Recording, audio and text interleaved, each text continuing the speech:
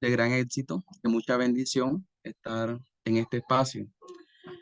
Bienvenida, doctora Olga, bienvenido compañeros y demás. Para nosotros es un placer, de veras que nos sentimos honrados con su presencia en este espacio, doctora. Y bueno, por la misericordia de Dios, Él nos ha permitido estar acá aprendiendo, conociendo, adquiriendo conocimiento, mucho más y en esta ocasión en un área específico llamado misionología. Y por ende hemos leído un libro llamado Hacia una nueva manera de vivir, capítulo uno y capítulo 5. Fue de gran maravilla, nos desafió, nos guió, nos iluminó, nos dio una nueva visión, de veras que sí. Y bueno, también le damos gracias a Dios porque le permite a usted escribir este libro que hoy también ayuda a muchos. Sin más preámbulo, bienvenida, doctora Olga.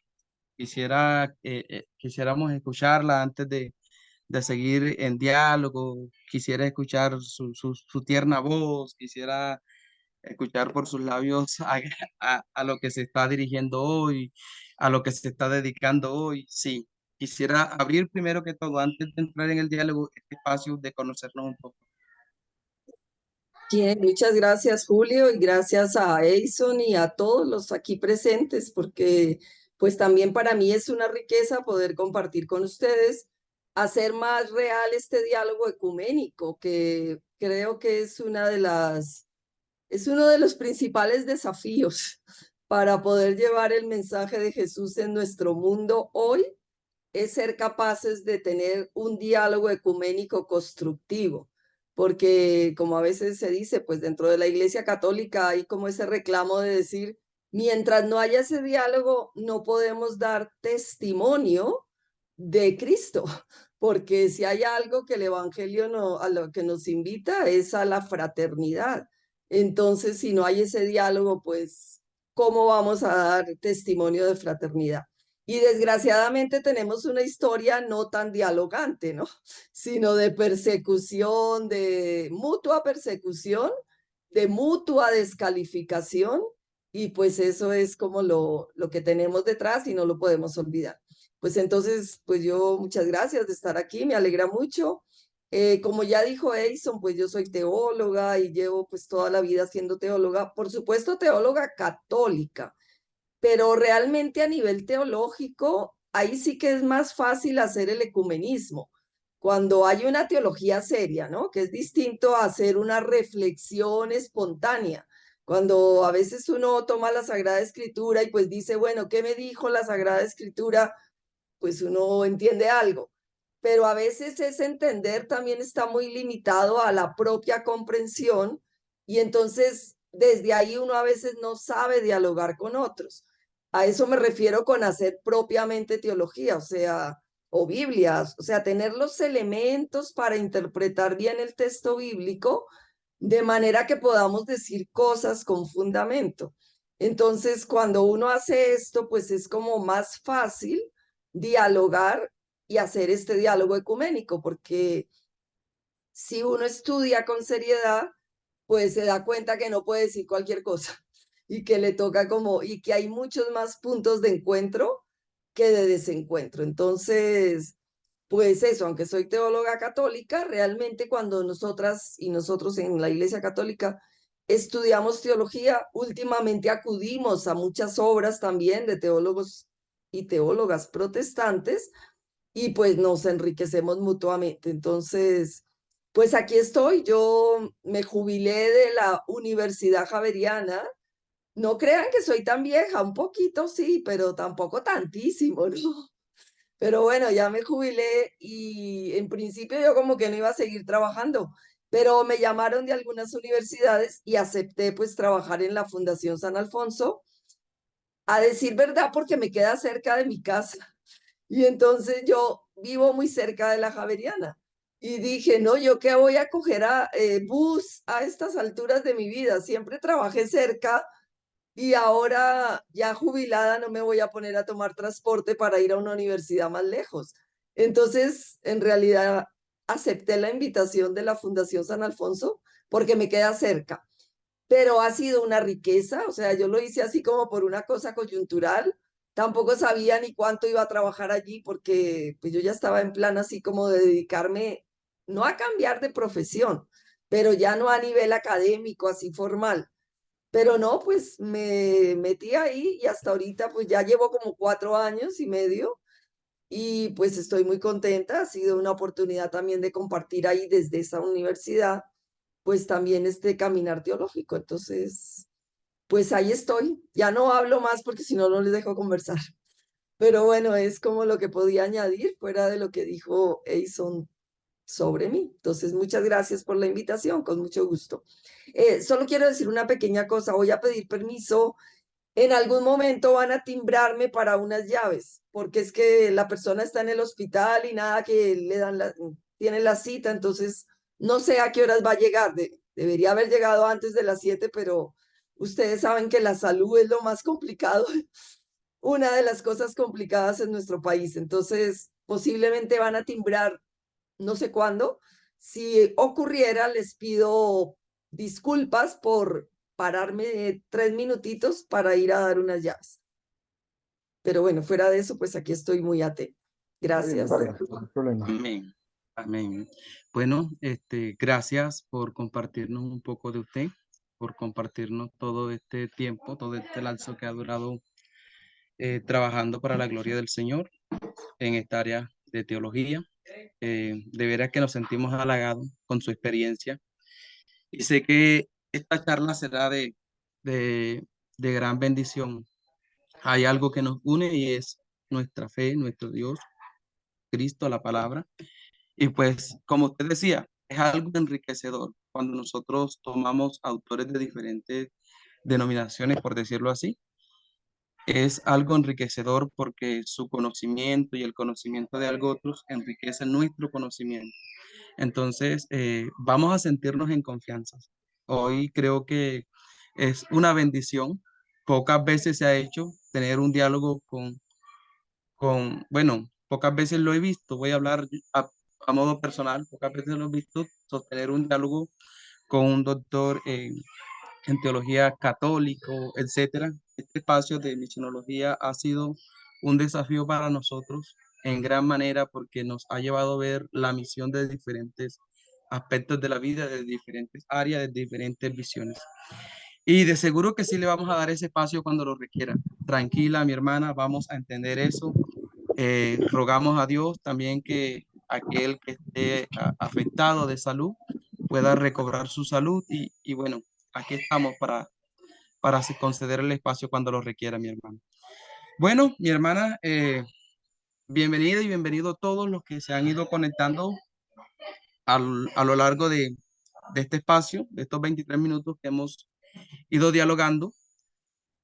Como decíamos hace un momento, hubo un grupo de 5 personas que la seleccionó para hacer la respectiva lectura de esos escritos. Y quisiera presentar, antes de cualquier otra cosa, quisiera presentar el grupo. Bueno, en el grupo está el hermano Dairo Cermeño, vive en una zona rural de Albolete. El hermano David Berrío está en Montelíbano. La hermana Sara Velázquez está en Valencia. El hermano Benito Guzmán, creo que está en una parte de Valencia también. No, no recuerdo a ciencia cierta el lugar donde está. Y este servidor quien les habla, Julio Alfonso Vázquez Morelos, que se encuentra en una zona rural de San Pedro de Urabá, cerca de San Pedro de Urabá, a 7 kilómetros. Entonces, para nosotros es un gusto. Ya vamos a ir distinguiendo a los hermanos a lo largo de la clase, en el ir y de venir, en las preguntas, en las charlas, y para nosotros pues será siempre un gusto sostener este diálogo. Sin más preámbulo, vamos a dar inicio a esta primera pregunta que en esta ocasión va a estar dirigida por el hermano Dairo Cerveño. Entonces le vamos a conceder el espacio al hermano para que él pueda abrir esta charla, entrar en materia y poder escuchar su pregunta, pero también poder escuchar esa respuesta, construir entre todos. Creo que al ir las preguntas van a surgir muchas otras preguntas. Dios mediante, Dios nos permita que puedan tener respuesta a lo largo de la clase.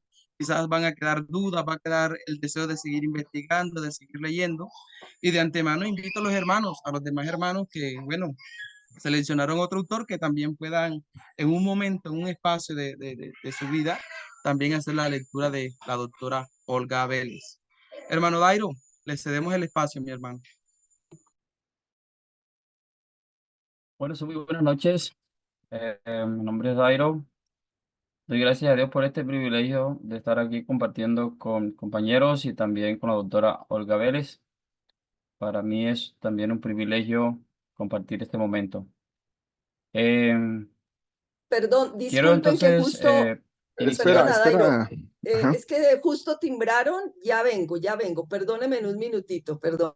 Téngala ahí, Muy mano, bien, muy téngala bien. ahí. Tranquila, doctora. Tranquila, Téngala ahí, papá. Menos mal que tranquila. igual no alcanzó a formularla y perfecto porque no nos queda en el medio de la pregunta.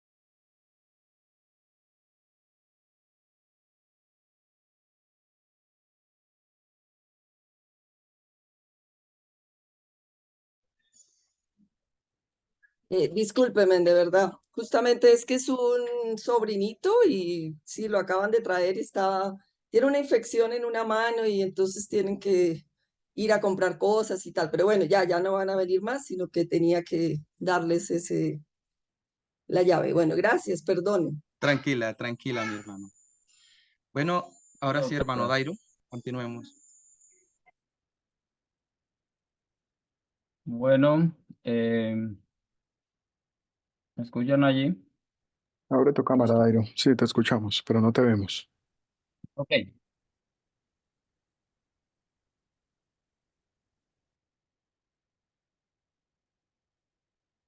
Bueno, entonces voy a formular la pregunta. Perdón ahí por la cámara. De acuerdo al libro, doctora, de acuerdo al libro hacia una nueva manera de vivir la misión, donde dice que la iglesia debe actualizarse para buscar la interpretación de los signos de los tiempos para acercarse a cada contexto en particular. La pregunta es la siguiente, doctora. ¿Considera usted que la iglesia en general en estos tiempos se está preparando con conciencia para un ejercicio sólido de misión o es indiferente?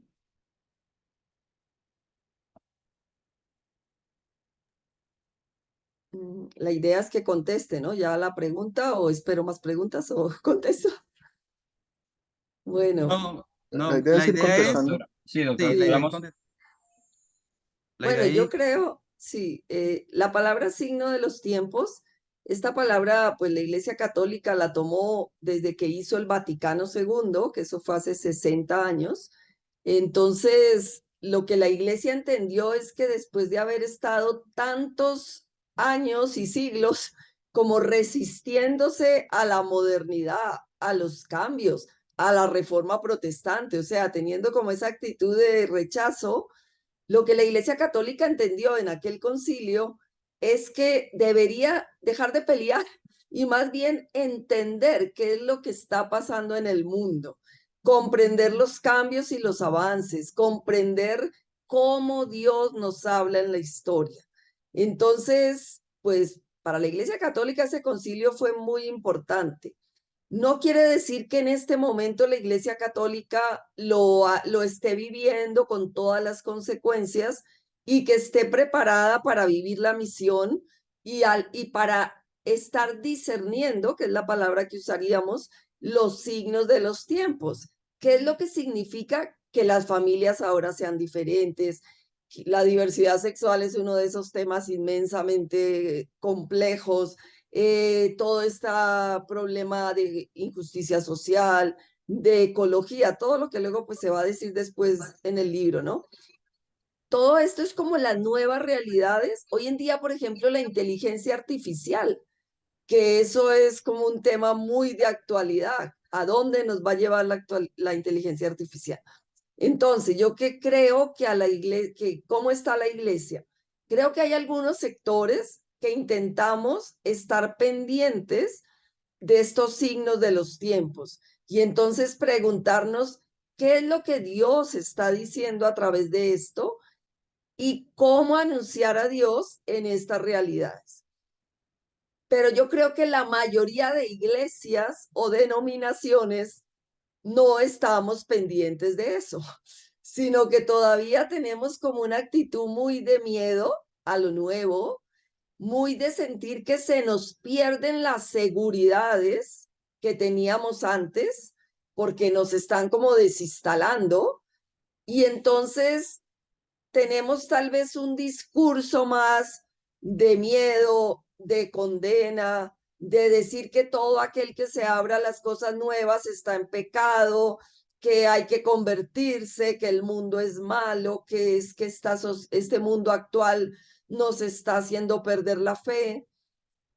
Entonces yo creo que muchos sectores de iglesia están más en esta actitud de cerrarse a lo nuevo que de disponerse a entender lo nuevo. Con esto yo no quiero decir que lo nuevo, todo lo nuevo sea positivo. Lo que quiero decir es que tendríamos que abrirnos más, tendríamos que comprender mejor las cosas y no deberíamos tener miedo a cambiar algunas cosas cuando resulte como evidente que hay cosas que se viven hoy y que no van a volver para atrás. Bueno, no sé si respondí, o sea, creo que teóricamente hay conciencia de que tenemos que abrirnos a lo nuevo, pero en la práctica hay muchos miedos y eso nos impide conocer lo nuevo, ver lo positivo que tiene lo nuevo, alertar sobre lo negativo, pero no tener una actitud de condena de antemano, porque parece que todo lo nuevo hay que rechazarlo porque nos está haciendo perder la fe. Yo creo que no nos hace perder la fe, nos hace perder las seguridades que teníamos antes. Y entonces la misión, ¿cuál es su tarea? Entender lo nuevo para aprender a vivir la fe en el contexto nuevo. Bueno, eso es lo que podría como responder. No sé si es claro o oscuro, pero Okay. es lo que se me ocurre en este instante. Sí, doctora. Sí, doctor. Está muy bien y creo que esto nos ayuda y nos abre un poco más el pensamiento, ¿verdad? Y me quedo con esa frase de abrirnos a estos tiempos sin tener miedo, ¿verdad? Entonces, es interesante porque eso también, el miedo también nos cohíbe de avanzar ¿verdad? Y de conocer también las cosas buenas que hay en este tiempo, usted lo acaba de decir. Listo, doctora, muchas gracias por esta respuesta y le entrego el tiempo entonces a nuestro hermano moderador. Perfecto, perfecto. Considero que los tiempos son cambiantes y en los tiempos cambiantes vienen cosas nuevas, como lo decía la doctora. Fue muy concisa en su respuesta, firme. Hubo algo que me gustó mucho, una de las últimas frases que ella mencionó, y de hecho la apunté. Dice, entender lo nuevo para poder responder a lo nuevo. Considero que entiendo, mejor dicho, su pensamiento, sus palabras cuando dice que la iglesia en algunos momentos hemos tenido miedo de atender algo en específico. En algunos casos considero que hasta los satanizamos, por decirlo así. Y bueno, esta frase da oxígeno a nuestra visión. Hay que entender lo nuevo, hay que aceptar lo nuevo y hay que responder a lo nuevo que hoy está surgiendo. Perfecto, maravilloso. Gracias, doctora, por su respuesta. Bueno, ya van surgiendo preguntas ahorita al postre de los tiempos. Ahora al final vamos a ir abriendo el espacio para también darle a conocer esas preguntas, querida doctora Olga. Las preguntas siguen y en este caso vamos a dar la oportunidad a la hermana Sara Velázquez. Este libro fue maravilloso y desafiante. Creo que todas las preguntas van en ese sentido de querer algo más, de qué podemos hacer, en qué tiene que hacer la iglesia hoy, cuál es la posición de la iglesia hoy, dónde estamos y para dónde vamos. Hermana Sara, te regalamos el tiempo para que continúes con tu pregunta. Buenas noches, el Señor les bendiga, doctora Olga. Muchas gracias por estar aquí con nosotros. La siguiente pregunta también la encontramos en este mismo libro, Hacia una manera de vivir la misión. En la página 190 del párrafo 1 nos habla de que la ciudad se ha convertido en un lugar propio de nuevas culturas que se está gestando y que impone un nuevo lenguaje y simbología. Ahora nuestra pregunta es la siguiente: ¿cómo se puede llevar a cabo una pastoral urbana eficaz que pueda trascender culturas, pensamientos e ideologías?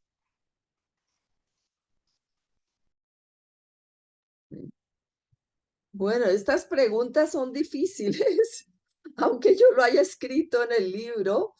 Esto parece como el examen de síntesis teológica que algunos de ustedes de pronto hicieron en la Universidad San Alfonso para sacar el título. Pero bueno, la pregunta, o sea, ahí como el contexto de esta realidad, lo primero es, por ejemplo, entender que las grandes ciudades son uno de los fenómenos nuevos.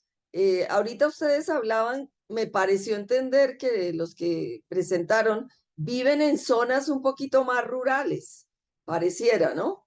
Entonces, en la ruralidad todavía la vida es más calmada, la gente se conoce un poco más, de pronto no hay como tantos conflictos porque no llega tantísima tecnología o tantísima distracción o tanto agobio de las grandes ciudades. Entonces, pero aunque ustedes vivan en esas regiones, lo cierto es que en las ciudades,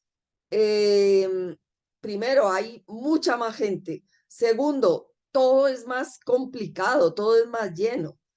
Pero tercero, hay muchas más culturas presentes. O sea, en un mismo edificio puede vivir cristianos, protestantes, hasta musulmanes, porque ahorita ya hay mucha gente de otra religión, ateos, jóvenes, mayores, de un lugar, del otro, del otro, del otro. O sea, entonces se da una pluralidad cultural, se da una pluralidad religiosa, se da las diferentes tradiciones que cada persona trae. Y fuera de eso, en las grandes ciudades hay más anonimato. No es tan fácil uno tener ese diálogo cara a cara. También tenemos mayores desconfianzas. La vida es mucho más acelerada. La persona vive en un barrio, pero trabaja al otro extremo de la ciudad. Entonces, cuando vuelve al barrio, si la parroquia o la iglesia es del barrio, pero la persona llega súper cansada de todo el día estar trabajando, del transporte, pues no le da tiempo a ir a la parroquia o al templo que está en su lugar. Entonces, ahí viene una de las grandes preocupaciones y es cómo tomarse en serio estos cambios y no pretender hacer una pastoral rural, por decir así, en las grandes ciudades, sino entender las grandes ciudades para adaptar la pastoral a las grandes ciudades. Y bueno, pues voy a decir algún ejemplo así como muy sencillo, pero que de pronto puede entenderse. O sea, en una zona rural, era lo que decía antes de ir a la iglesia o ir al templo. Como las distancias son muy pequeñas, tú puedes ir cuando llegues a la casa, desplazarte al templo. Pero en una gran ciudad tú llegas muy cansado. Entonces, lo que tú no puedes hacer es que el día que el domingo o el sábado o el día que vayan al templo, decirle a la persona que es pecadora porque no va al templo por la noche, cuando todos los días, por decir algo, estoy inventando, pero por poner un ejemplo. Pero si tú le dices que eres pecadora, que ella es pecadora porque no va, primero, tú no entiendes la dinámica de la gran ciudad. Y segundo, le creas unas culpas que la alejas del Dios de la misericordia, que es el Dios de Jesús, que es el Dios comprensivo, el Dios que se sitúa en cada persona. Entonces, ¿qué es lo que habría que hacer? Entender que Dios también está en el trayecto del bus. Dios también está en la oficina. Dios también está en el cansancio. Entonces, en vez de como castigar al que no va a la iglesia, tendríamos que trabajar por cómo debería ser una pastoral en la ciudad. La frase que en la Iglesia Católica se está trabajando es: Dios habita en la ciudad. Y es esos ejemplos que puse antes. O sea, Dios está en lo que tú estás haciendo. Entonces, y Dios no quiere que tú tengas más cargas pesadas, sino que si tú llegas a la casa a descansar, alabado sea el Señor. Y ese es la mejor oración que tú le puedes hacer a Dios, más que tener que ir al templo porque si no el pastor te va a regañar. No sé, estoy poniendo un ejemplo que yo no sé si es válido, pero que podría ser. Y entonces, quien predique en la ciudad, ¿cómo entender esa pluralidad de la que hablé al principio?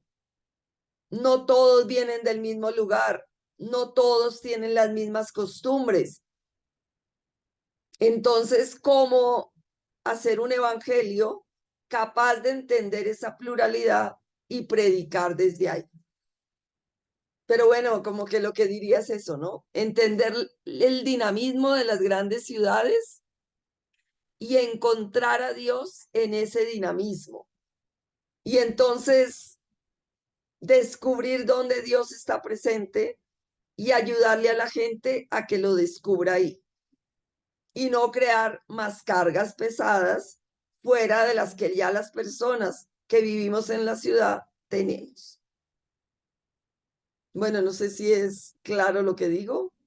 Sara, tú dirás. Sí, doctora, claro que sí. Bueno, creo que eso que usted mencionaba, que a veces de pronto queremos juzgar de pronto a las personas porque no se congregan durante la semana, pero también olvidamos las ocupaciones y todas las cosas que las personas tienen que hacer durante toda la semana, llegar cansados a casa, pero también tener en cuenta que pues eh, tener presente eso, que no debemos de pronto ahora eh, quedarnos en casa porque estoy cansada, sino que también cuando pueda hacer un esfuerzo, pues hacerlo, sí, no acomodarnos a eso. Entonces, doctora, muchísimas gracias.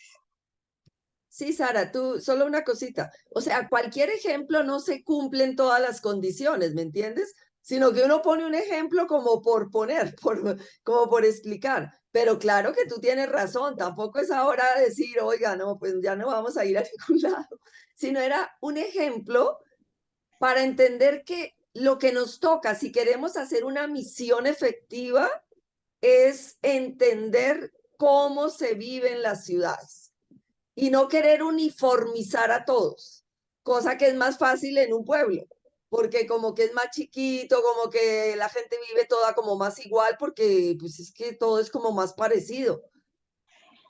Inclusive, por ejemplo, en la ropa, que a veces se pone mucho énfasis en eso, y sobre todo a las mujeres.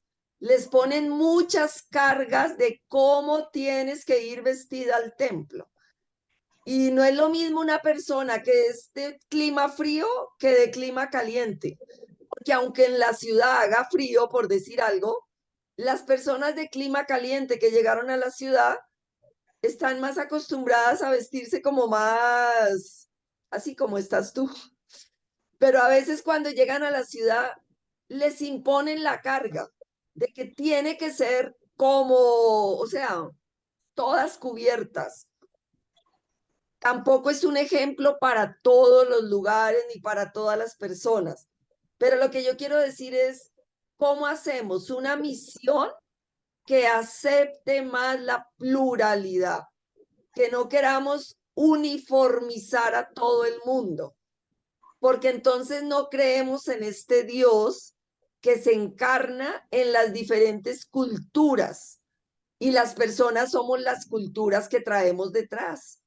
Entonces, cada familia puede tener unas costumbres, puede traer unas maneras de ser que no las tenemos que juzgar tanto.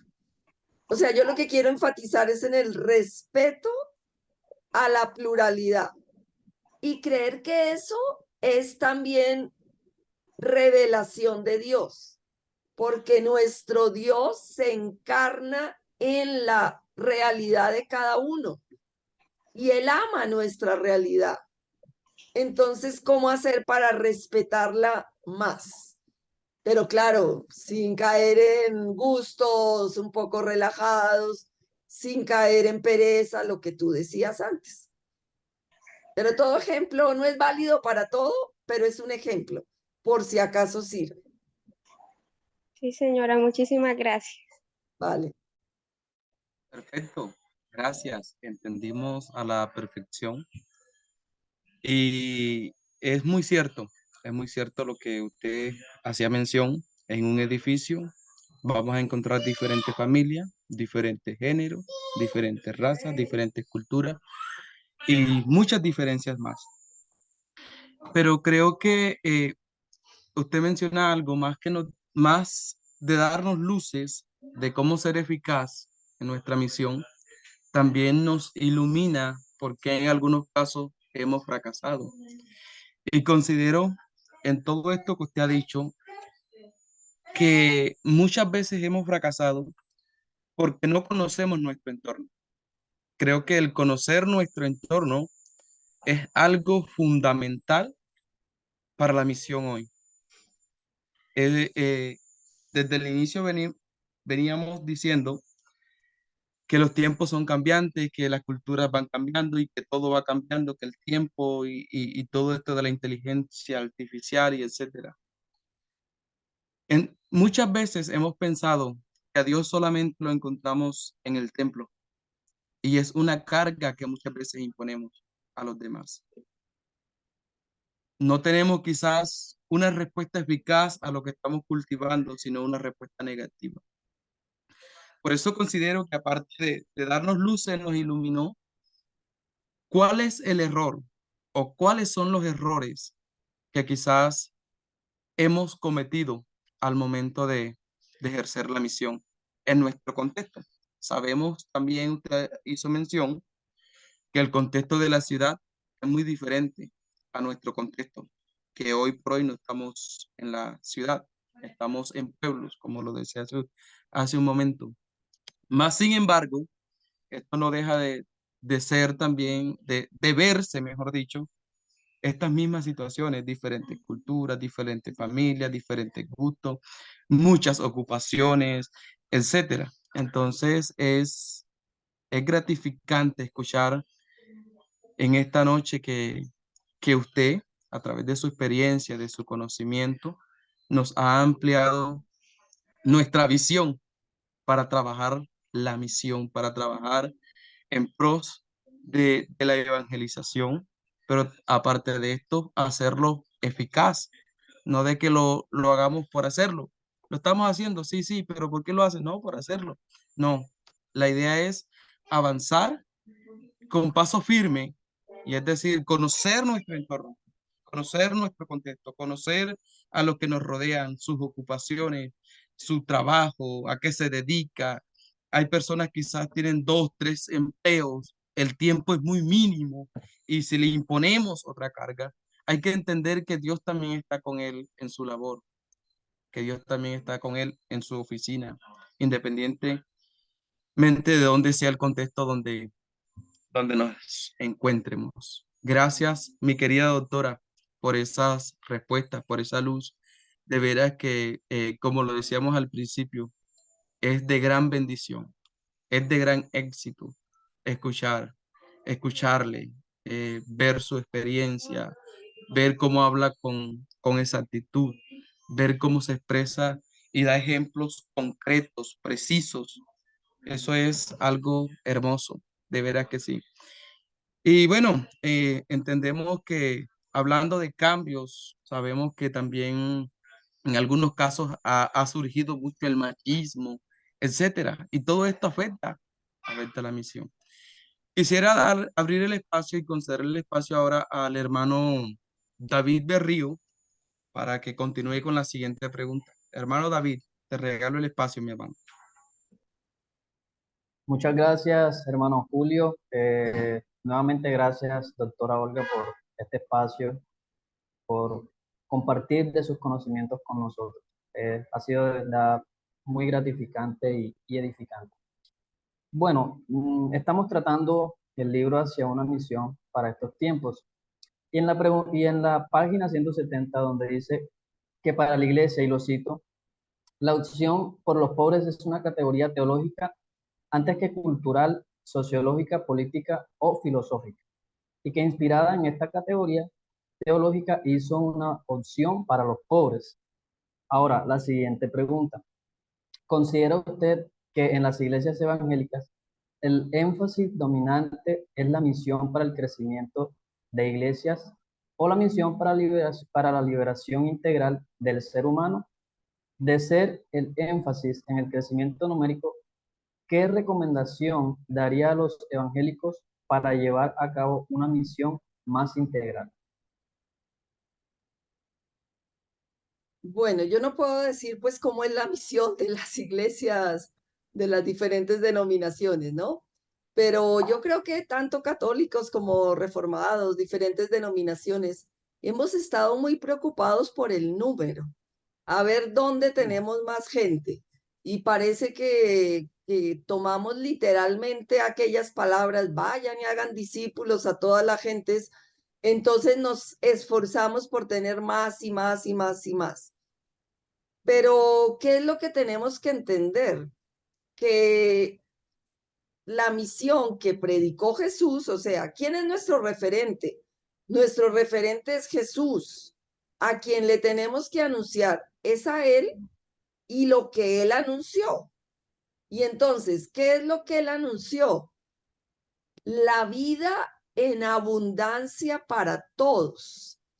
en el Evangelio de Lucas 4, cuando Jesús, el evangelista pone como el inicio de la misión de Jesús, entonces nos cuenta el relato de que llega a la sinagoga, desenrolla el libro de Isaías y el libro dice, he venido a anunciar la buena noticia a los pobres, la libertad a los cautivos, devolver la vista a los ciegos, etc. Y dice, esto se ha cumplido hoy.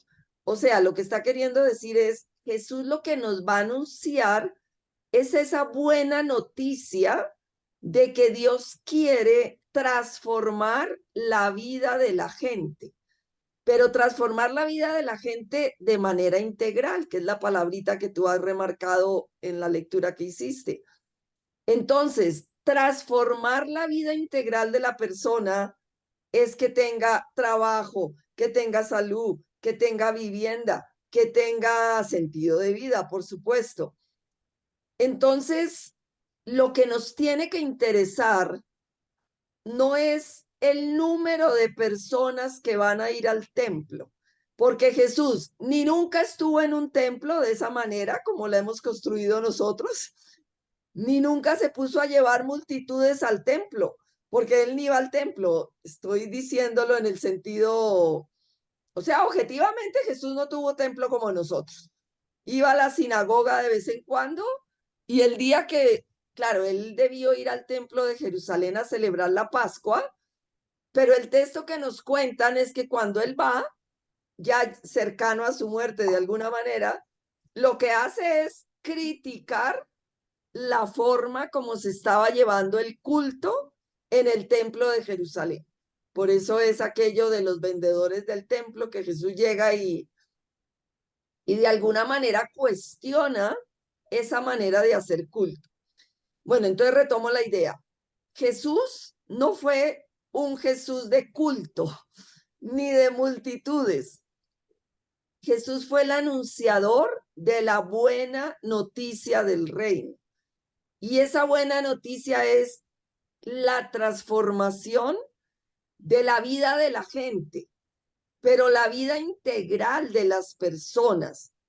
Cuando en esos textos se habla de que devolver la vista a los ciegos, el énfasis no está puesto en que un ciego empiece a ver. El énfasis está puesto en que para el pueblo judío los enfermos eran enfermos porque habían cometido algún pecado y Dios los estaba castigando, ellos o sus padres. Entonces lo que Jesús viene a decir es, no, Dios nunca manda castigos. Dios lo que quiere es que nuestra vida sea feliz. Entonces, el énfasis no está en la curación física, sino en la buena noticia para esa persona de que Dios quiere que viva sin ninguna exclusión, sin ninguna carga de pecado, sin que los demás lo estén juzgando, sino que viva bien. Y vivir bien es tener los medios para vivir y, claro, tener un sentido de vida que implica tener fe, tener confianza en Dios, etc. Entonces, yo creo que hay que mirar más a Jesús, el anuncio de la buena noticia, querer predicar la vida para todos, la transformación de las realidades que nos agobian, pero no solo la enfermedad, porque muchos cultos son solo para sanar de enfermedades. Y Jesús sí curó, pero ese no fue su énfasis. Su énfasis fue la vida en abundancia para los pobres, que eran los más necesitados. Entonces yo creo que la misión tiene que ir por ahí. No sé si lo dije claro, mirando al Jesús de los evangelios. Entonces sí deberíamos hacer un cambio. El énfasis no está en cuánta gente va a la iglesia, sino cuánta gente, porque conoce a Jesús, tiene la fuerza para transformar su realidad, para exigir sus derechos, para luchar por su dignidad, para que haya un país más justo, un país en paz. Eso es lo que Dios quiere de los suyos. Y fue lo que Jesús hizo, anunciar a ese Dios. Nosotros lo hemos transformado en el Dios del culto. Y entonces lo que interesa es que la gente vaya al culto. Y se nos olvida que Jesús nos mandó a la vida, a vivir de la mejor manera. Bueno, eso es lo que puedo decir.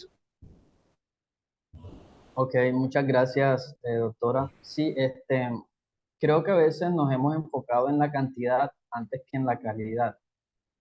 Y es triste ver que la iglesia muchas veces se ha enfocado en eso. Hacemos grandes campañas evangelísticas para que lleguen las almas, pero una vez que llegan esas almas, no nos preocupamos cómo está la calidad, cómo llegan, qué problemas tienen, yo personalmente trabajo con jóvenes en la iglesia, gracias a Dios, y muchas veces invitamos a los jóvenes, vengan, vengan, pero ¿cómo está la calidad de vida de esos muchachos? ¿Cómo está su relación con los padres? Y nosotros muchas veces hemos excluido eso y Jesús siempre veía eso en las personas, esa integralidad de la que usted remarcó ahora. Muchas gracias por su respuesta muy clara. Hermano Julio, podemos pasar contigo nuevamente. Gracias, Carlos, y gracias, doctora Olga. Gracias por invitarnos a ver al Jesús de las Escrituras. Nos hemos creado un concepto de que podemos ver a Jesús, sentir a Jesús, conocer a Jesús solamente en la iglesia, en el templo. Y donde en realidad, como usted hacía mención, no fue así. ¿Cuál era la iglesia donde Jesús se congregaba? Eh, eh, me agradó, me agradó escuchar eso, porque esto nos manda a ir al necesitado, a ir al huérfano, a ir a la viuda, a ir al que está en el campo, a llegar a esos lugares remotos. Encontramos un Jesús que predicó el evangelio en las sinagogas, en los caminos, en las playas, etcétera. Eso es gratificante para nosotros.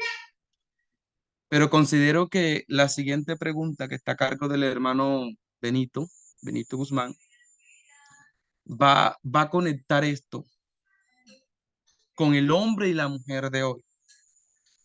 Y es una de las preguntas que más me agrada, porque en cierta ocasión también tenemos un concepto machista, por decirlo así, y sobre todo, y me van a disculpar, los que estamos en la costa, desde nuestra crianza en algunos casos, nos hemos crecido, nos hemos creado con ese concepto un poco erróneo, un poco machista.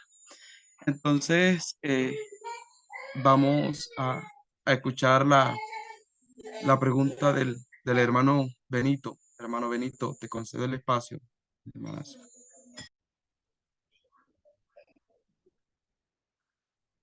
Ok, muchas gracias, hermano. Bendiciones a todos. Un placer. ¿Sí? ¿Me escucha? Te ¿Me está escuchamos, escuchando? Benito. Te ¿Sí? escuchamos, sí. Y te Ok, vemos gracias. también. Gracias. Ok. Un placer tener a la doctora Vélez acá en este diálogo como grupo para poder compartir un espacio con usted y con todos los participantes que están en la reunión. Doctora, de acuerdo al libro, ha sido una misión para estos tiempos. Página 186, en el texto 2, encontramos una defensa tímida de la mujer. Una defensa tímida de la mujer y que en cierto sentido la iglesia se ha resistido a que la mujer salga del hogar. Porque se cree que ese debe de ser su lugar. Entonces, debido a eso, la pregunta es, ¿qué podría hacer la iglesia para que sus prácticas sean más igualitarias entre el hombre y la mujer? ¿Estamos dejando de alcanzar y asumir ese desafío? ¿Estamos lejos de alcanzar y asumir ese desafío? Ese es mi compartimiento que quiero compartir con usted y con el grupo. Bien, Benito, gracias. Bueno, o sea, aunque nos cueste mucho, tenemos que aceptar, esto es un signo de los tiempos que ahora lo tenemos como más explícito, que nuestras sociedades son machistas y todavía siguen siendo machistas. Y entonces nuestras religiones, como viven en la sociedad, han sido permeadas también por el machismo. Y entonces hemos reproducido lo que pasa en la sociedad dentro de nuestras iglesias. Un signo de los tiempos es que la mujer ya despertó y ha dicho, claro que hay muchas mujeres todavía muy sumisas y muy también cómodas, ¿no? Porque es que también es cómodo que el esposo sea el que trabaje económicamente y ella se quede en la casa. También eso es cómodo, aunque en la casa haga mucho. Pero, ¿qué quiero decir con cómodo? Que también a veces nos gusta vivir del otro, ¿no? Claro que la mujer trabaja mucho dentro de su casa, o sea, es que, como dije antes, ningún ejemplo se cumple para todo el mundo. Pero lo que quiero decir es que aunque hay muchas mujeres todavía muy sumisas, que no quieren estudiar, que no quieren salir adelante, sino que quieren tener un hijo para que el esposo se encargue de ella y del hijo. Y a veces se equivoca, ¿no? Porque tiene el hijo y el esposo no se encarga, tiene el otro y tampoco el otro se encarga, tiene el otro y tampoco se encarga, y luego tenemos una madre soltera con 3 hijos. Pero bueno, eso es fruto de la sociedad patriarcal. La sociedad patriarcal nos metió en la cabeza a las mujeres que nuestro papel es tener hijos y encontrar un esposo que nos mantenga. Eso ya está cambiando. Y claro, es que no había otra alternativa para la mujer, porque no podíamos estudiar, porque no podíamos trabajar, porque no podíamos ser dueñas de las cosas. Entonces, esa sociedad machista se ha ido acabando, no, se ha ido denunciando y más o menos empieza a cambiar un poquito.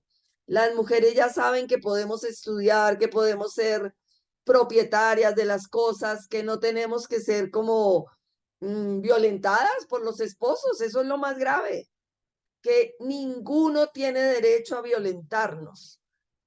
Y que si tú vas con una blusa descotada, ningún hombre tiene derecho a decirnos un piropo que nos ofenda.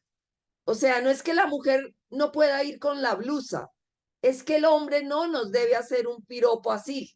Es cambiar la mentalidad. O sea, la sociedad machista ha creado la noción de que la mujer es la culpable de que el hombre se descentre en su sexualidad. Y entonces, como pasa una mujer con minifalda, la culpa es de la mujer. No, la culpa es del hombre. La mujer puede ir con minifalda y el hombre no tiene derecho a considerarla un objeto sexual. Esa sociedad se va transformando, pero nos cuesta mucho trabajo. Estamos intentando desmontar esa sociedad machista.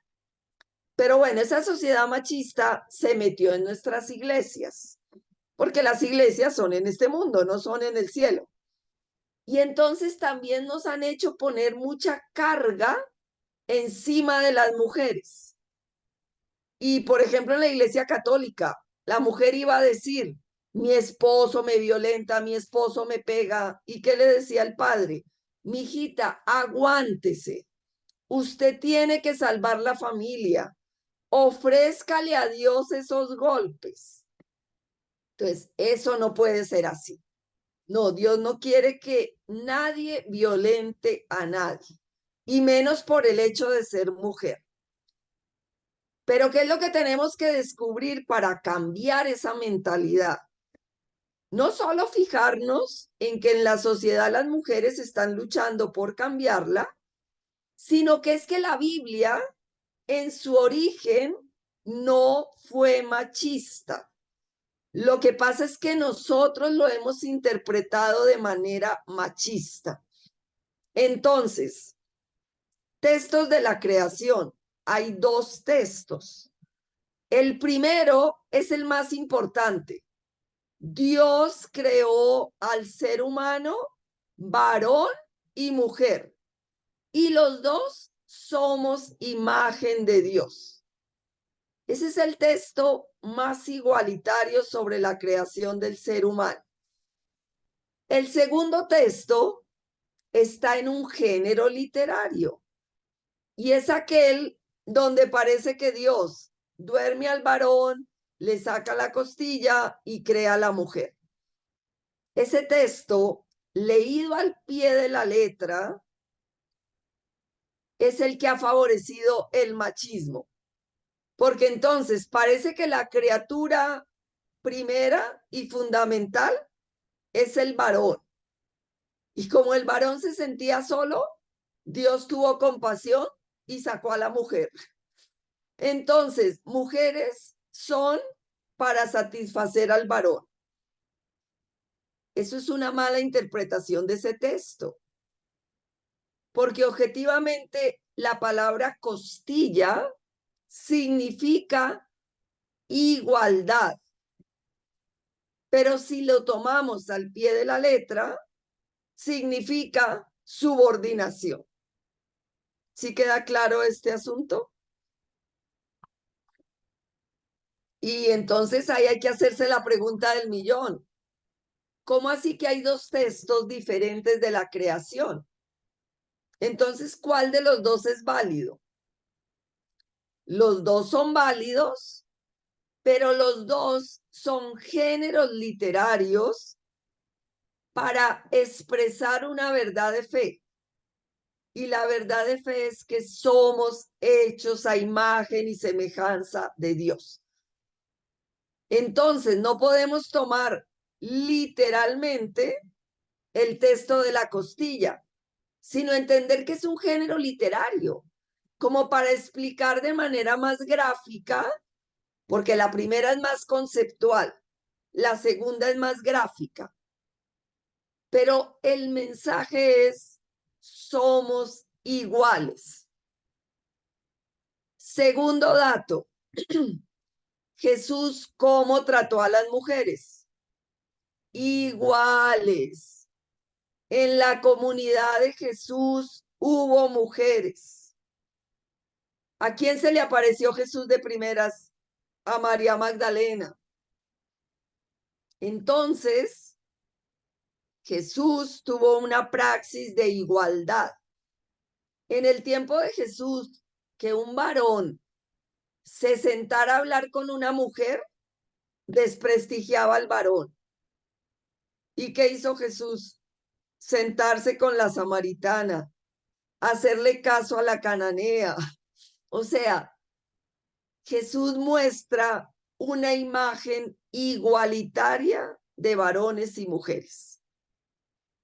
Pero claro, aquí viene la pregunta: ¿y Pablo, por qué en sus cartas y en las cartas atribuidas a Pablo que no son de Pablo, dice que la mujer permanezca callada y que la mujer se ponga velo? Pues es que esas cartas ya responden a que el cristianismo se estaba encarnando en la sociedad griega o romana, pues en el mundo occidental. Y en esa sociedad ya existía machismo. Entonces, las primeras comunidades cristianas, como para no hacer tanto escándalo, empezaron a acomodarse a la sociedad donde estaba. Entonces, las cartas de Pablo son más culturales que voluntad de Dios. Y hoy en día tenemos que hacer esa lectura para no tomarla al pie de la letra y exigirle a la mujer que se ponga velo o exigirle a la mujer que no hable en la iglesia. En fin, esa es la respuesta que puedo dar. Es muy largo y muy amplio el tema, pero como por dar algunas pinceladas de lo que se puede decir.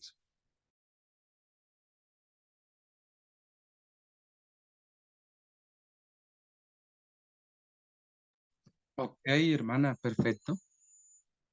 No sé si queda claro o muy confuso, pero No, es que sí, son súper temas claro. muy amplios, entonces Súper claro.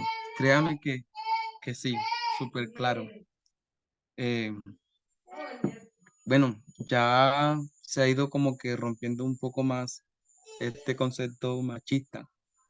Más sin embargo, no lo hemos podido eliminar del todo. Creo que esto es una lucha que no sé cuándo será el fin de esto, pero sé que con la ayuda de Dios lo lograremos. Tanto hombre como mujer son seres iguales y son seres iguales para Dios. También en la Biblia encontramos mujeres que hicieron misiones. La mujer samaritana fue la que fue a testificar el evangelio a Samaria. Entonces, estos textos nos dan luces de que el machismo dentro de la iglesia hay que apartarlo, hay que quitarlo. Gracias por esa respuesta. Sé que es muy valiosa, es muy gratificante escuchar eso. Bueno, seguimos hacia adelante, seguimos con la siguiente pregunta. Está a cargo de nuestro hermano Dairo Cermeño y, y sé que también será desafiante para nosotros hoy. Sé que esta pregunta va a ser tanto así como estas preguntas anteriores, como las que siguen, como las que han hecho nuestros compañeros por el chat. Sé que nos desafían para el hoy. Estamos haciendo misiones, pero ¿cómo estamos haciendo las misiones? Es la pregunta que hoy me surge. ¿Qué tanto estamos haciendo? ¿Estaremos atendiendo todas estas necesidades? Y, y queremos implementar esto de misiones, que es magnífico, no solamente en nuestras iglesias. Usted en su libro hacía énfasis sobre los seminarios, sobre los institutos, sobre las universidades. Y creo que esta pregunta que sigue surge en este sentido. Y sé que también es muy desafiante para nosotros hoy, ya que como personas nos estamos preparando y queremos seguir creciendo intelectualmente en todas las esferas de la vida, queremos seguir creciendo. Y sé que esta pregunta es muy desafiante para nosotros. Le concedemos nuevamente el espacio al hermano Dairo Cermeño para que pueda gestarle esta pregunta a la doctora Olga Vélez. Ok, doctora, bueno, créanos que nos estamos gozando con todas estas respuestas, no solamente gozándonos, sino que estamos también siendo desafiados eh, en estos tiempos, ¿verdad? A tan grande necesidad y a tantos cambios estamos siendo desafiados. La pregunta, quiero entonces hacerle la siguiente pregunta. De acuerdo al libro, hacia una manera de vivir la misión, donde, donde se hace mención que en los distintos tratados a veces falta una visión más integral, que enfatizando en lo propio no dejes de relacionarlo con todo el horizonte salvador.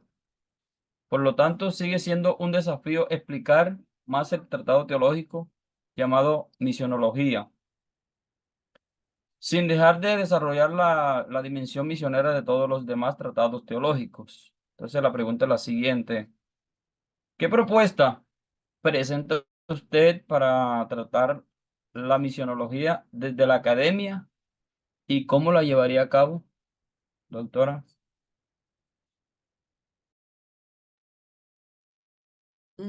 A ver, ese contexto que tú has leído, lo que se quiere mostrar es que, aunque cuando uno estudia teología hay diferentes tratados, ¿no? Cristología, eclesiología, sacramentos, bueno, en la Iglesia Católica, lo que sea, Biblia, etcétera.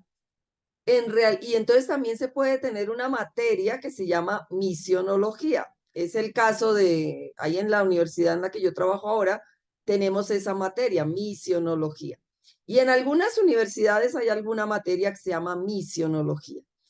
Pero pero la propuesta es que, aunque es muy rico tener la materia para explicitarlo mejor, no debemos olvidar que todas las demás materias, por decir así, o tratados teológicos, su única razón de ser es la misión. O sea, no debemos quedarnos como en repetir doctrinas por repetirlas, sino que esas doctrinas tienen que ser para anunciarlas. Y esa es la misión.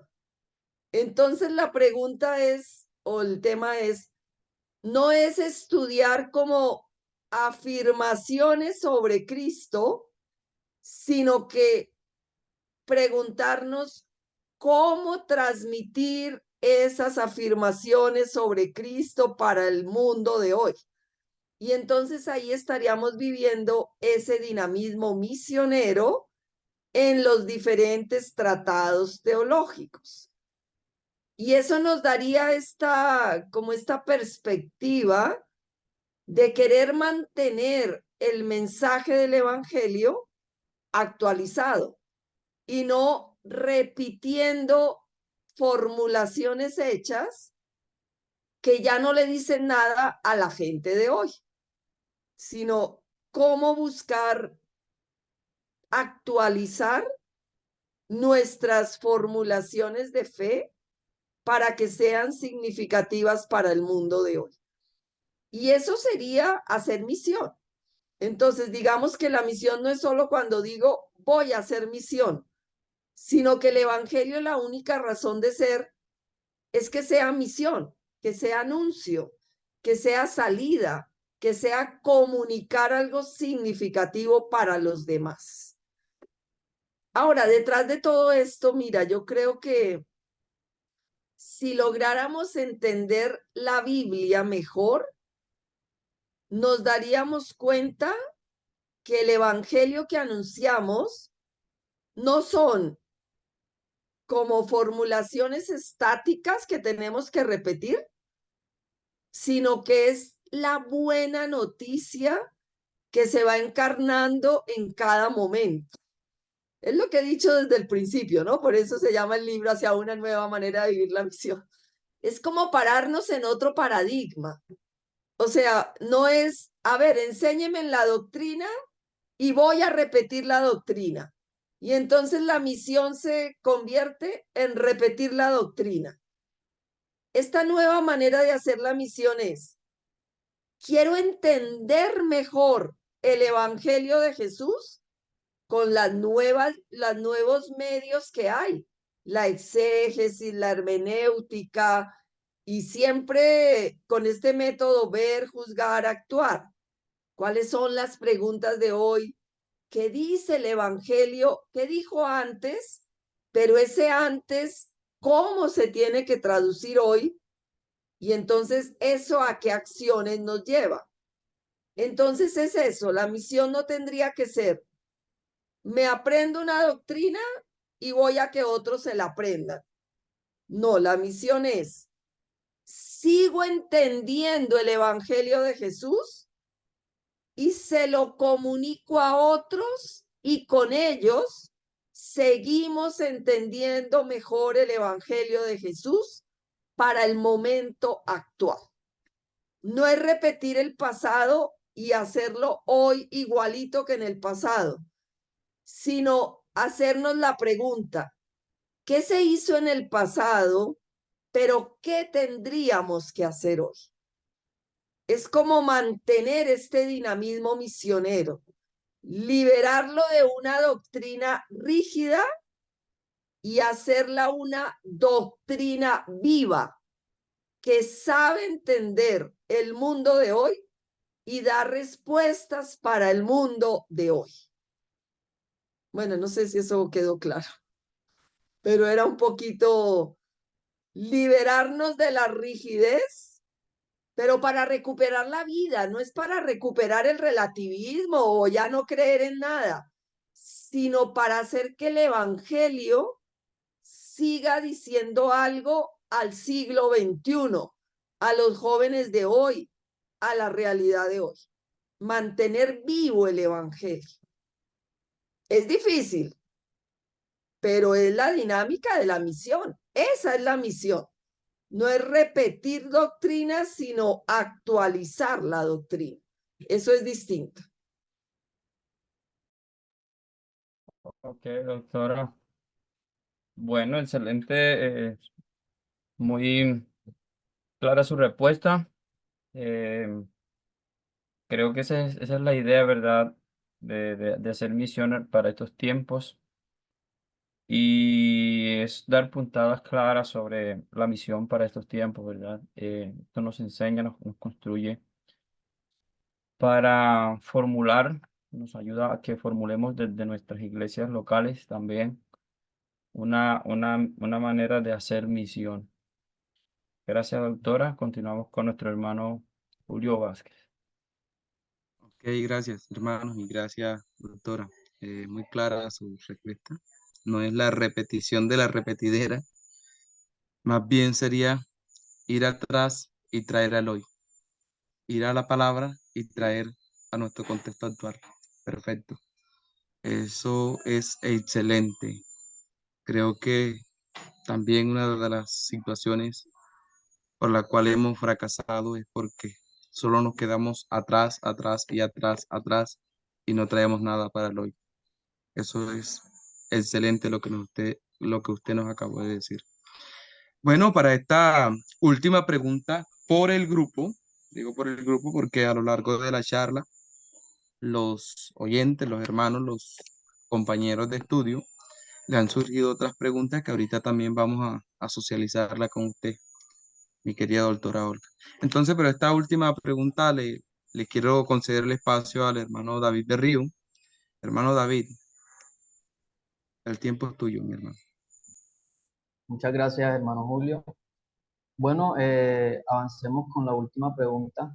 De acuerdo con la página 177 del libro que estamos tratando, Opción una misión para estos tiempos. Doctora, usted explica sobre la iniciativa del ecumenismo como un movimiento interreligioso con el fin de unificar el cristianismo para el bienestar del evangelio. La pregunta es la siguiente. ¿Realmente el ecumenismo ha logrado su objetivo de unificar o su movimiento ha sido causal de divisiones interdenominacionales en la iglesia?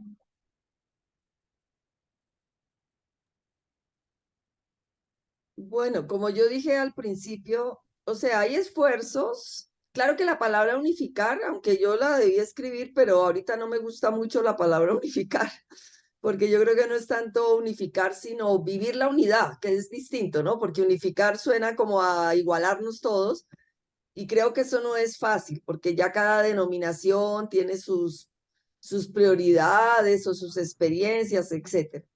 Entonces, yo creo que hay como las dos cosas. Por una parte, como en las instancias grandes, hay esfuerzos por vivir el ecumenismo. Entonces, por ejemplo, uno va a la Conferencia Episcopal de Colombia y ellos tienen un comité ecuménico. Y allí hay un pastor, un anglicano, un bautista, un de la Islam, de yo no sé dónde. O sea, hay como esfuerzos por unirnos, por lo menos en actividades como grandes, que la oración por la paz, que alguna cosa así más, o la unidad de los cristianos, que se hace esa oración. En algunos lugares ya barrios concretos o poblados o lo que sea, ahí depende de las personas. Algunos alumnos míos que van a misión, hacia pueblos, a veredas, me comentaron ahorita en la misión que fueron a Semana Santa, que ellos ya fueron con una actitud distinta. Entonces, las actividades que hicieron, las hicieron abiertas. Y no preguntaron, usted es católico, usted es presbiteriano, usted es, yo qué sé qué, de cualquier iglesia. No, ofrecieron la actividad y fue todo el que quiso. Entonces, eso ya da como otra visión, ¿no? Pero claro, eso no se hace en todas partes. Y yo pienso que hay que trabajar por eso. Yo creo que el pastor, el sacerdote debía reunirse más y decir, bueno, ¿qué necesita nuestra vereda? Unamos fuerzas. ¿Para qué va a ser un bazar cada uno por aparte? Hagamos uno todos juntos.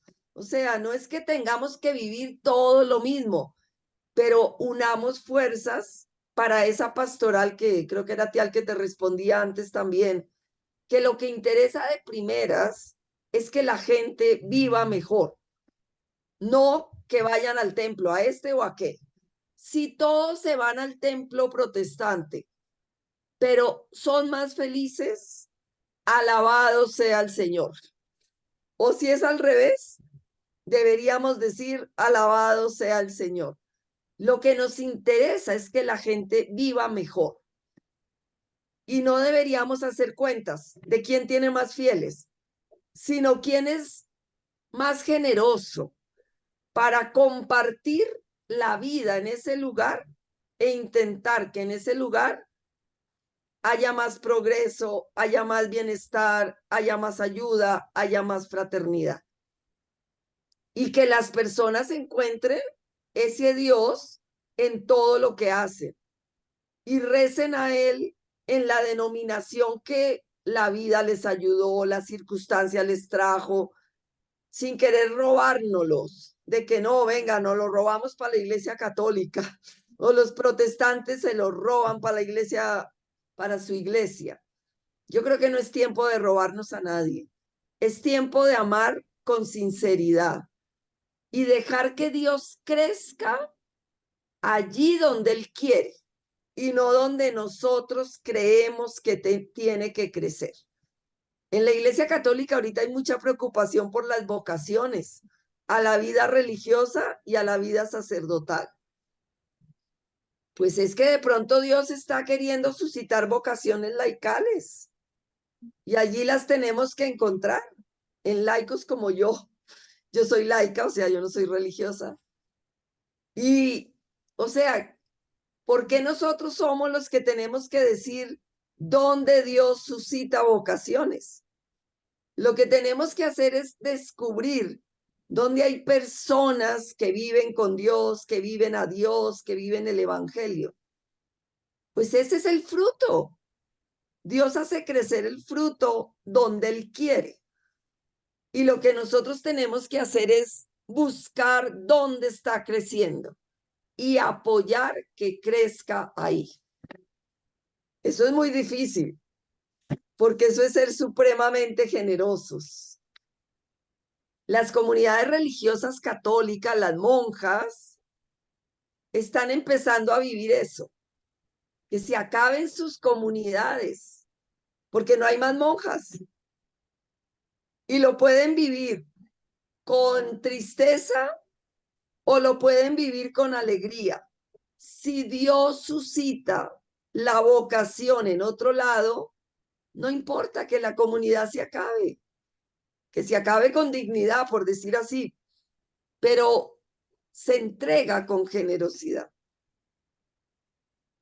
Bueno, soy un poco revolucionaria en este punto, pero yo creo que Dios va más por la generosidad que por el creer nosotros que llevamos la rienda de por dónde debe ir la misión.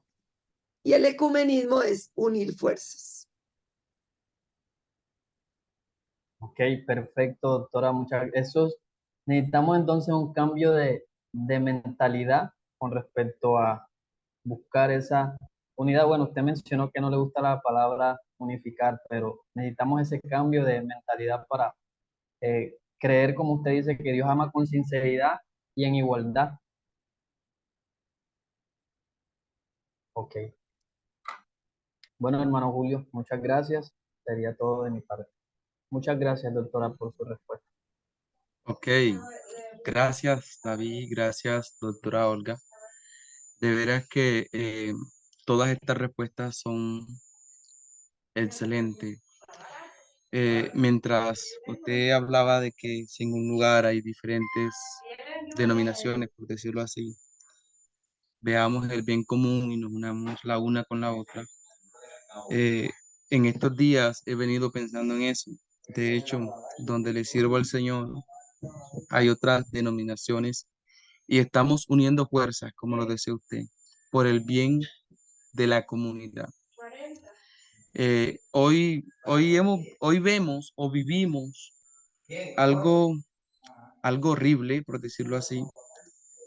Muchas veces contamos la iglesia por la cantidad de miembros que tiene. Y eso no es un problema de o un choque de diferentes denominaciones, no. Eso es algo que vemos dentro de una sola denominación, por decirlo así. Hola hermano, ¿qué tal? ¿Cómo estás? ¿Cómo te está yendo? ¿Dónde está sirviendo al Señor? Sí, bien. ¿Cómo está la iglesia? Bien. ¿Cuántos miembros tiene? O sea, nos atrae el número y esto es preocupante. Y ahorita mientras usted hablaba de esto, reflexionaba sobre eso. Creo que debemos de ver o de buscar el bien comunitario y no buscar honores propios, porque considero que entre todas estas cosas hay personas que buscan que lo alaben, que él sí hace crecer la iglesia, etc. Bueno, gracias, querida doctora Olga. Hasta aquí llegan nuestras preguntas. Ahorita vamos a seguir con las preguntas de nuestros compañeros, pero antes quiero concederle o cederle el espacio a nuestro querido pastor Eison Angulo. Pastor, el tiempo es suyo. Muchas gracias, Julio. Doctora, muchas gracias. Ha puesto usted el dedo en la llaga en varios puntos. Ha dicho cosas supremamente difíciles. Hablar del ecumenismo y de ese ejercicio de unidad, como lo presentó, que me parece que es correcto. Pues eso es muy complicado, ¿no? Por todas las ampollas que eso despierta, los celos ministeriales. Se me van a llevar a los míos, que creo que es el factor más fundamental ahí, ¿no? Se me van a llevar a los míos. Y sumado a eso, creo que hay también un tema que a mi modo de ver es uno de los que más complica el diálogo ecuménico, y es el tema doctrinal, ¿no? Eh, digamos que las separaciones doctrinales que tienen o que tenemos entre confesiones, sobre todo por ejemplo, en el concepto de la salvación, por ejemplo, ¿sí? Solo para citar uno, ya genera ahí unos escosores y obligaría a tener algunas conversaciones que nos lleven a precisar algunos acuerdos en esas líneas, ¿cierto?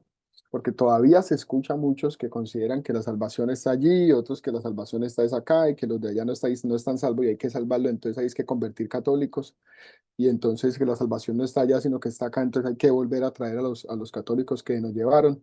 Y creo que ese tema doctrinal, a mi modo de ver, es uno de los más álgidos. Eso es lo que impide también que, por ejemplo, se celebre la Eucaristía conjunta, ¿sí?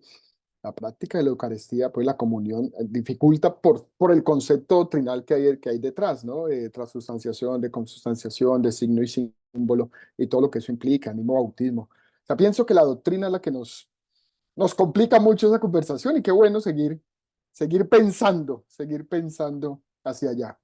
No sé si ya usted respondió con todo lo que ha dicho, seguramente sí, pero no me quiero quedar con esta inquietud, porque usted, doctora, generalmente ha escrito sobre teología, métodos teológicos, o sea, su producción por lo general está en esa línea, ¿sí? Pero entonces surge el libro, que aquí lo tenemos, miren, bueno, ahí ya no ve porque ya la pantalla no me lo deja ver. Este me lo compré y se lo compré ahí al padre Oscar, ahí la da Alfonso. Y cuando te pregunté qué otros textos podíamos leer, me llevaste al blog, pero me dice, es básicamente lo que he escrito sobre misionología. Estaba leyendo algo de Bosch bueno, se me va el nombre de este líder inicial de la Comunión Mundial de Iglesias, donde ellos decían que la misionología o misiología debería, que generalmente se enmarca dentro del tratado de la soteriología o dentro del tratado de la eclesiología, pero que ellos recomendarían más o pensarían más que está dentro del mismo tratado del misterio de Dios, ¿no? Y presentan ahí todo el tema de que Dios es misional, de que Dios siempre ha enviado, de que el Padre envía al Hijo y el Padre y el Hijo envían al Espíritu y el Dios como Dios misional y todo ese asunto. Pero mi pregunta es casi que personal. ¿Qué la motivó? ¿Qué la impulsó a escribir sobre misionología? ¿Sí? ¿Qué hace que en su momento académico, ministerial, producción académica también, de usted un giro, obviamente, y por supuesto que va a seguir trabajando y escribiendo sobre teología sin duda, seguramente lo está haciendo, pero ¿qué la lleva a pensarse la misionología con tanta importancia? Creo que ya, por eso digo, ya hay muchas cosas que ha dicho que creo que responden mi pregunta, sin embargo, pues esa inquietud, no me quiero ir, no me quiero ir con la inquietud. Sí, bueno, en esencia fue que como estoy trabajando con los redentoristas y los redentoristas son misioneros, entonces el anterior vicerrector, el Padre Jesús, no sé si tú lo alcanzaste a conocer. Sí, fue con el que más compartimos, un gran amigo, el Padre Jesús. Entonces él me dijo, pero usted que escribe tanto y que siempre está así como comentando el evangelio, que tantas, porque mi blog es muy misionero a la hora de la verdad. Entonces él me dijo, ¿y por qué no escribe un libro en que hable más de la misión, ya como más sistematizado, no simplemente como esa praxis misionera? Entonces, la razón del libro fue esa, que realmente la universidad pues lo financió, me dio el tiempo y lo pude escribir. Pero ¿por qué lo escribí? Porque si no hubiera tenido como una base, o sea, no solo porque me lo piden lo voy a escribir, sino porque, por lo que contesté un poquito antes de cara a las asignaturas o lo que fuera, porque si yo estoy metida en este cuento es porque yo me siento misionera, o sea, yo no sé si me siento profesora de teología o misionera, anunciadora de la buena noticia, porque todo lo que yo pretendo hacer, que si digo algún comentario a los textos bíblicos, que si enseño misterio de Dios, que si enseño cristología, que si enseño métodos, en el fondo es porque yo quiero que la gente conozca a Jesús y conozca a Dios y conozca el Evangelio. Entonces, y que yo esté aquí ahorita contigo, con ustedes a las 8:42 p.m. de un día viernes, es solo por por el llamado misionero que yo siento en mi vida. Entonces, pues todo esto lo hago por la misión, ahí sí que es verdad. Entonces, como que fue una oportunidad que vino pues porque el Padre lo propuso, pero que no me resultó ni difícil ni me resistí, porque dije, pues es que eso es lo que yo hago de todas maneras. Entonces, pues qué bueno poder escribirlo de alguna forma. Entonces, por eso es la razón del libro, pero a la hora de la verdad, si yo me la paso en mis clases, siempre doy sermones de misión, o sea, en el sentido de que siempre estoy ahí insistiendo por la vida, que no sé qué, que hagan, que no hagan, que miren tal cosa, que sean no sé cómo, que la iglesia tiene que cambiar. Pues en el fondo todo eso es como una actitud misionera de querer anunciar eso que dije antes en la pregunta anterior, una doctrina viva. Y eso es la misión para mí, es estar, no es repetir cosas del pasado, sino anunciar la buena noticia, como decía Pedro, no podemos dejar de hablar lo que hemos visto y oído. Entonces, es seguir anunciando esta buena noticia que yo intento vivir, pues comunicándola a las otras personas. Esa es la razón, Edith. Gracias, tenía como esa esa inquietud. Y no, en todas las respuestas ha sido explícito de alguna manera esa opción misional que está completamente clara. Muy interesante la conversación. Julito, te dejo para que invites a las preguntas, leo las preguntas del chat, las que alcances. Hay unas preguntas muy interesantes de Ana y de otros. Y vamos cerrando. Nos quedan 15 minutos, entonces, dale. Bueno, gracias. Bueno, doctora, quiero recordarle que estas preguntas fueron creadas a lo largo de la clase. Es decir, no es de lo último que hemos hablado, sino que desde que usted inició a hablar hasta ahora han surgido algunas preguntas. La primera pregunta que surgió es, ¿ese miedo del que usted habla podría leerse también como el miedo a cambiar los dogmas religiosos de los que históricamente las denominaciones hemos creado? ¿Las voy respondiendo? Sí, Mira que Si la quieres, misma Julio, puedes darlas todas para leerlas que para que la doctora haga una sola respuesta por el tema del tiempo también. ok, ¿Quieres ver citándolas? ok. Leo la siguiente y el hermano Carlos me ayuda con la que sigue. Un momento, voy buscando.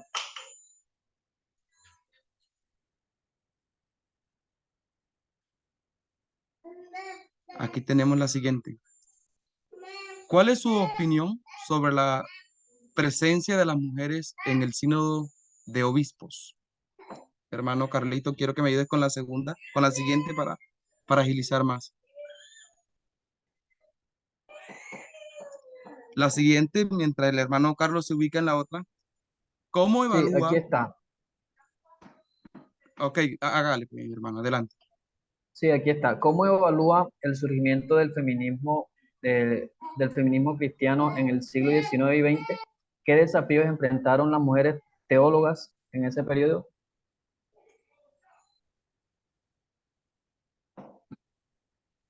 La siguiente es, usted como mujer y como misionera, ¿qué nos recomienda a nosotras como mujeres, siendo la laico o en algún ministerio, como nos enfocamos para dar inicio a una nueva forma de dar misión ante una sociedad que en ocasiones no son bien respaldadas?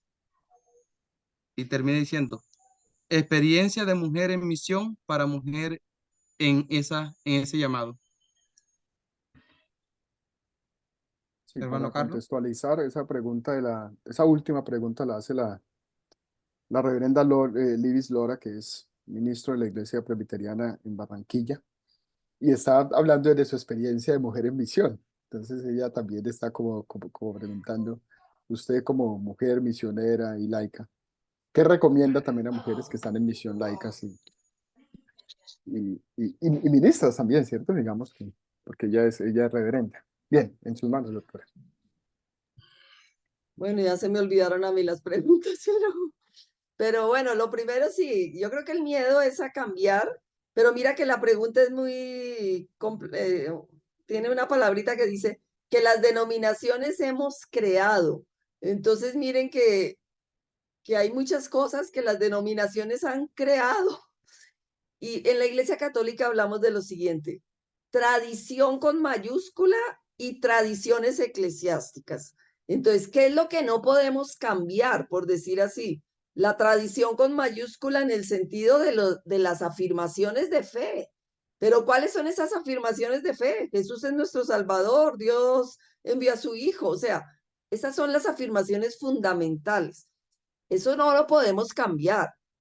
Pero luego todas las iglesias hemos construido un montón de tradiciones eclesiásticas, que la pregunta no sé si lo dijo por decirlo, o sea, que hemos creado. Esas las hemos creado nosotros. Entonces, esas se pueden cambiar. Pero claro, como ya llevan tanto tiempo, a uno le da mucho miedo cambiar cosas. Pero hay que distinguir, o sea, no es caer en el relativismo, ni que ahora vamos a cambiar todo, lo vamos a poner porque sí, sino aquello que de verdad hay muchas cosas humanas que se nos han ido pegando en estructuras, en funcionamiento, en organización, Y claro, ya nos dan seguridad porque llevan mucho tiempo, pero la pregunta es, cuando ya eso nos sirva, tenemos que intentar cambiarlo. O cuando el mundo nos dice, oiga, usted se está quedando como atrasado porque el mundo va por otro lado, pues hay que intentar ver si de verdad sí podemos cambiar. Pero claro, nos da miedo porque mejor es lo bueno conocido, ¿qué? Sí, lo bueno conocido que, ¿no? Como dice el que lo dicho, nuevo, mejor es lo malo conocido que lo nuevo por eso, lo conocer. malo conocido que lo bueno por conocer. No, hay que correr el riesgo. Yo creo que el Papa Francisco, su primera exhortación, Evangelii Gaudium, y él nos hablaba, lo que pasa es que luego la Iglesia Católica es la más difícil de cambiar, ¿no? Eso ya ustedes son mucho más ágiles a veces. Pero el Papa decía, prefiero una iglesia herida por salir a las periferias que encerrándose en sus propias tradiciones. O sea, uno cuando sale corre riesgos, pero es que es la única manera de poder hablarle al mundo de hoy. Entonces el Papa dice eso, prefiero una iglesia en salida, herida, que no teme enfrentarse a las cosas de hoy. Entonces, bueno, eso con respecto a la primera. Y bueno, estas últimas de la mujer, porque la segunda como que se me olvidó. Las de la mujer, a ver, yo creo La que hay que presencia de hacer, las mujeres en el sínodo de obispos sí, bueno, o y sea, la del feminismo cristiano del siglo XIX y XX. sí. A ver, yo creo que la palabra feminista nos da miedo en general, pero yo creo que hay que discernir el movimiento. No hay un único feminismo, primero que todo. Ha habido muchos movimientos feministas y es lo que se llama la primera ola, la segunda, la tercera. Y luego también hay diferencias entre esas olas, o sea, diferentes grupos de mujeres. Pero digamos, en su esencia, el movimiento feminista es un movimiento que ha conseguido derechos para las mujeres. Entonces, en esencia, no hay que tenerle miedo a la palabra feminista, ni movimiento feminista, sino reconocer que si no hubiera existido ese movimiento, ni yo podría estar aquí, Ujú. ni la pastora sería pastora, o no sé cómo le llamaste tú, ni las mujeres estarían aquí estudiando, ni, o sea, no podríamos hacer mil cosas, porque si no hubiera sido por los movimientos feministas, no tendríamos derecho. Eso hay que reconocerlo, entonces no hay que tener tanto miedo al feminismo. Lo que hay que discernir es si algunas feministas van en pro del aborto, por decir algo, y yo no voy en pro del aborto, pues yo no estoy de acuerdo con esa petición de esas mujeres feministas, pero no por eso negar todo el feminismo, porque parece que el feminismo fuera el diablo vestido de mujer. Y no, el feminismo es un movimiento social, pero uno no tiene por qué estar de acuerdo con todo, pero hay que distinguir. Entonces, pues bueno, yo creo que las mujeres hoy en la misión sí tenemos que ser un poquito feministas, o sea, ¿en qué sentido?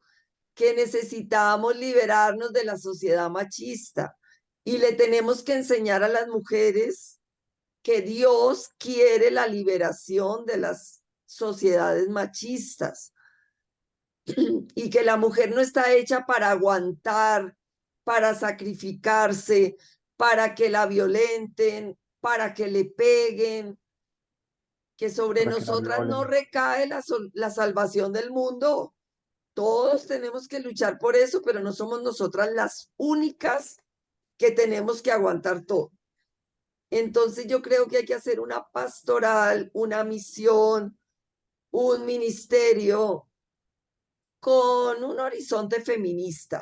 Feminista quiere decir ayudar que las mujeres tengan los derechos necesarios para ser dignas y para ser personas y para vivir en sociedad. Ujú. Bueno, yo no sé qué más puedo decir sobre este tema. Es perfecto, doctora. Y no, Tenemos 8. la única cosita para finalizar. De todas maneras, necesitamos leer mejor la Biblia, Ujú, porque la total. Biblia la hemos interpretado muy mal, porque no hemos usado los métodos exegéticos, hermenéuticos, históricos, sociales, genéricos. Todos esos métodos nos están ayudando a entender más la palabra de Dios. Y mientras no entendamos bien la palabra de Dios, muchas veces lo que hacemos es enseñar un evangelio que no es el evangelio de Jesús. Es un grupo de tradiciones humanas que a veces se vuelven una carga pesada frente a la gente, para la gente, que a veces les libera en un primer momento, pero cuando uno va a ver, parece que la religión es más pesado que la vida. Entonces yo creo que sí hay que entender la palabra de Dios, liberarnos de fundamentalismos, literalismos, porque la palabra de Dios es liberadora verdaderamente.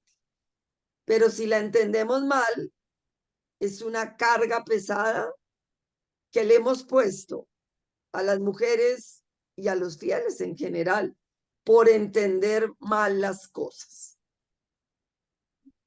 Ojalá que nunca dijéramos, ¿y por qué no hay que comer carne? Ah, porque la Biblia dice eso. Oh.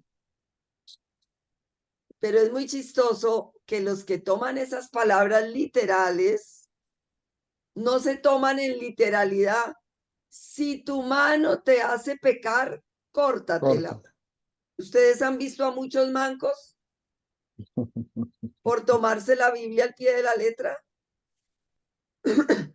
Yo creo que no. Pero en cambio, si se toman al pie de la letra, la mujer póngase velo en la cabeza. A ver, ¿y usted por qué se toma al pie de la letra eso y no se toma al pie de la letra que se corte la mano? Ok, saque el ojo. No hay que tomarse al pie de la letra nada. ¿Qué quiso decir Pablo para esa comunidad en ese contexto? ¿Qué quiere decir eso para nosotros hoy en nuestro contexto? Ujú, Esa es la pregunta adecuada a la hora de acercarnos al texto bíblico. ujú.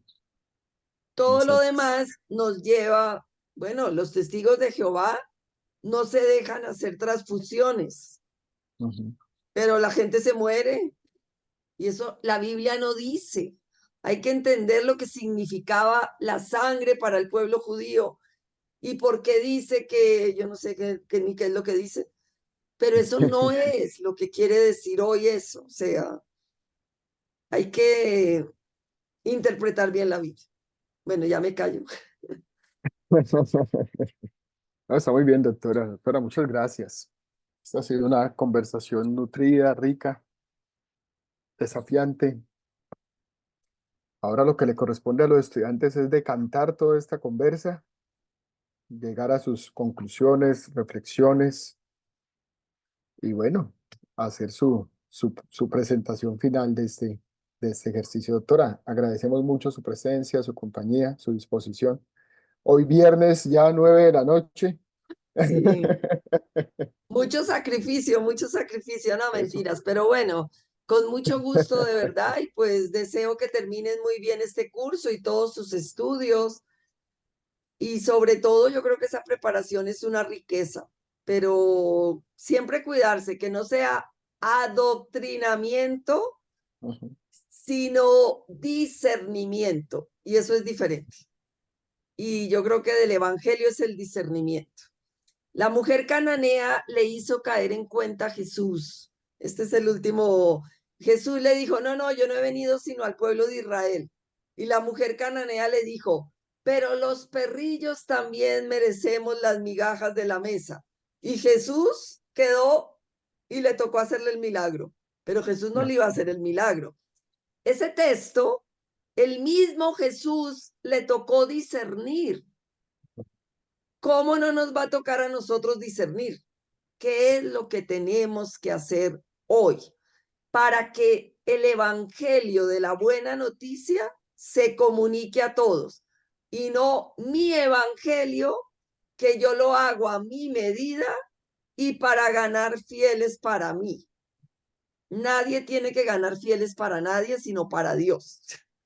Pero eso es complicado liberarse y detrás de todo esto está lo económico, ¿no? También. Por eso den gratis lo que recibieron gratis. Pero cuando ustedes empiezan a depender demasiado del dinero de los fieles, claro que les interesa tener más fieles. Digo ustedes y nosotros, ¿no? No es solo ustedes, pero eso Se es entiende. complicado. Eso, o sea, que la comunidad mantenga la comunidad es diferente, pero que la comunidad enriquezca al pastor es un abuso por parte del pastor. Eso es complicado. Pero bueno, ahí lo dejo como última cosa, porque es que detrás de toda nuestra religión, algo que la ha pervertido es El poder el económico. dinero que hay detrás. Sí. Se vuelve una empresa internacional con muchísimo poder económico y uno ya no distingue qué es evangelio y qué es poder económico. Entonces siempre hay que purificarse eso. La Iglesia Católica, la primera, no es ustedes, pero todos tenemos que hacer eso porque es complicado. Bueno, ahora sí me Es callo, ya cierto. es las 9:01. Doctora, gracias. Gracias. Estaremos conversando. Le voy a mandar el final del ejercicio de los estudiantes. También en algún momento seguramente voy a pedirle una retroalimentación del ejercicio. Este es un curso de misionología, solo que diseñamos un curso así, distinto en clave de conversación y en clave ecuménica. Y este es el curso. Vale, muy bien, sí, con todo gusto. Ahí nos hablamos. Claro que Entonces, sí. Doctora, muchas para todos, gracias. buena noche y que sigan aprovechando mucho. Que Hasta luego, descanse, que pues. esté muy bien, que pase buena noche. Gracias, doctora. Gracias. Hasta A luego. todos Chao, chao. bendiciones. Gracias al grupo. Muy buena conversa, muy bien Amén. dirigido, muy bien desarrollado. Gracias, doctora. Gracias, Julio. Gracias, Dairo. Gracias, David. Gracias, Sara. Sé que estás tomando nota juiciosa. Bueno, ahí queda también la grabación para el final. Descansen. Pasen buena Bueno, noche. Nos chao, vemos el chao. lunes con los que nos vemos. Gracias. Nos vemos el martes con los que nos vemos. Chao. Bendiciones para todos. Amén. Bendiciones para todos. Gracias a todos. Gracias, doctora. Gracias, doctora. Bendiciones. Dios le guarde.